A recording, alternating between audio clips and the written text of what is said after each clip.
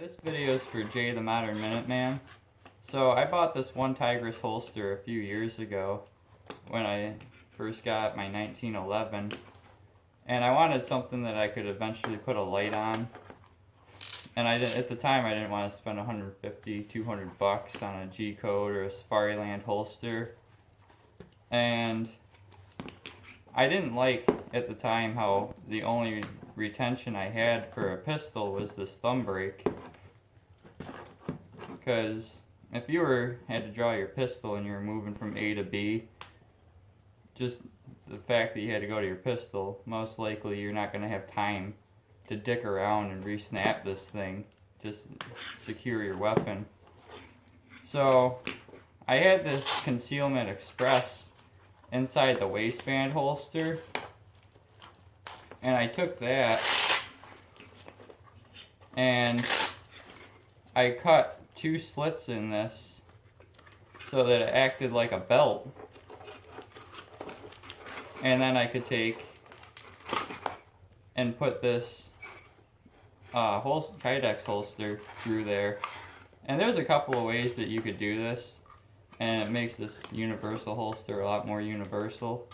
You can take these screws out, put the screws to her, and then it's somewhat permanent in there.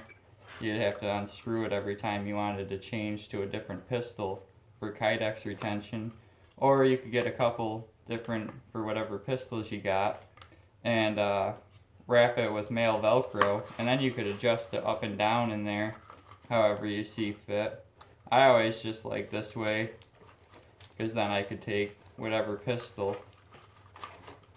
and then just swap out. And then you got Kydex retention in this one Tigris holster.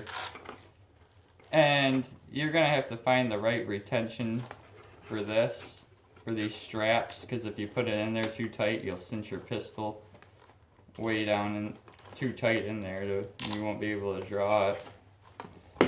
But it's clear, obviously.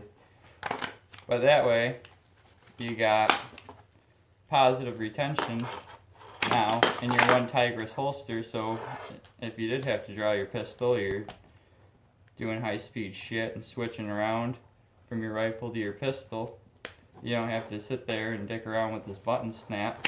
You can just slam that in there. That's what she said. And now you got positive retention. And this thing isn't going anywhere.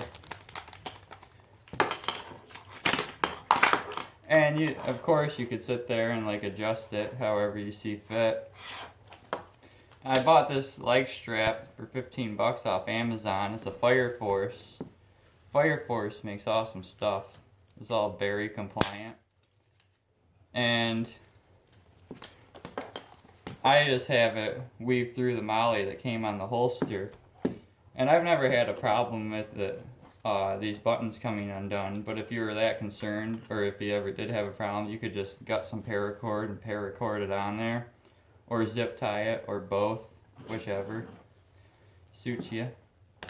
And I got these 2 colors on there just for instructional purposes, because I didn't like how I was just restricted to having the molly, just that I could only molly it. However, I wanted it set down off of my belt a little bit to make it more of a mid-ride. So I took these Condor straps and weaved them through the molly. And I like this one the best that way, because that thing's so tight in there that even if this button did come undone, that thing isn't coming out. But the other way, this way allows you to be able to take it on and off your belt without having to undo your belt. Or you could molly it through there like regular, whichever works. And I got this duct tape on there just to keep these straps cinched together. And I took duct tape and had the sticky part facing outboard, and I wrapped it around there a couple of times, and then I took duct tape and put it on there just to keep the sticky part from sticking to shit. And that way it keeps them cinched together. But on top of that, you got duct tape right on you if you need to repair anything or whatever you're going to use it for. Or if you got belt keepers, you could slide them down on there. Or you could get fancy and weave some paracord and weave it on there, and then you got quick release straps so that you could still have one end on your belt and then the other end attached to your pistol, so you can take it on and off whenever you want. But yeah, I like this. I did eventually upgrade to a G code, but I didn't care for it. I actually like going back to this.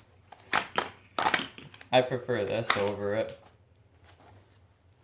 And if you're still concerned with losing your pistol, you could just get a lanyard and attach it on there. Then if it did flop out, it's just going to drag behind you. And you're not going to lose it completely.